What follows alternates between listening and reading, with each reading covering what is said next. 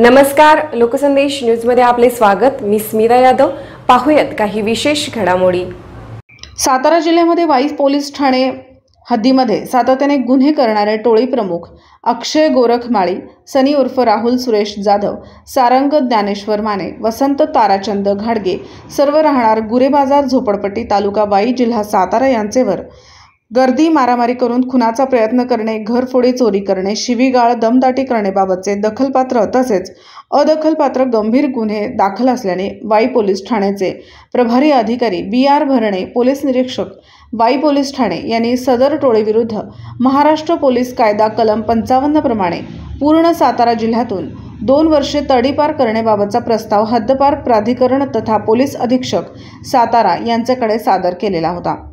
सदर प्रस्तावाची चौकशी BY भालचेम उपविभागीय पोलीस अधिकारी वाई विभाग यांनी केली होती। सदर टोळीतील इसमांचे दाखल असलेले गुन्ह्यामध्ये त्यांचेवर वेळोवेळी अटक तसेच प्रतिबंधक कारवाई करूनही त्यांचेवर गुन्हे करण्याच्या प्रवृत्तीत कोणताही बदल झाला नाही।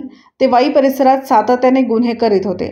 त्यांचेवर कायद्याचा कोणताच धाक न राहिल्यामुळे वाई तसेच आसपासच्या परिसरातील लोकांना मोठ्या प्रमाणावर या टोळीचा उपद्रव होत होता। अशा टोळीवर सर्वसामान्य जनतेमधून कडक कारवाई करण्याची मागणी होत होती।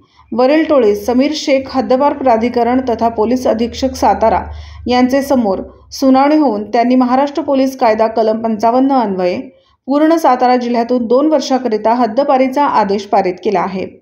नोव्हेंबर 2022 पासून महाराष्ट्र पोलीस कायदा कलम 55 प्रमाणे 22 उपद्रवी टोळ्यांमधील 71 इसमांना, महाराष्ट्र पोलीस कायदा कलम 56 प्रमाणे 17 इसमांना, महाराष्ट्र पोलीस कायदा कलम 57 प्रमाणे 2 इसमांना असे एकूण 90 इसमांविरुद्ध तडीपार सारखी कारवाई करण्यात आली असून भविष्यातही सातारा जिल्ह्यामधील सराईत गुन्हेगारांविरुद्ध हद्दपारी, मोक्का, MPDA अशा प्रकारच्या कडक कारवाई करण्यात येणार आहेत।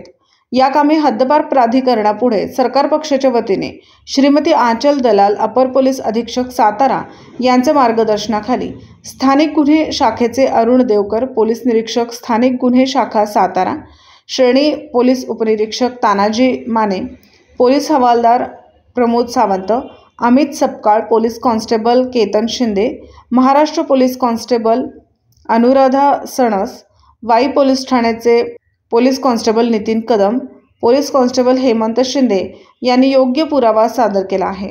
ओंकार पोद्दार, लोकसंदेश न्यूज, वाई।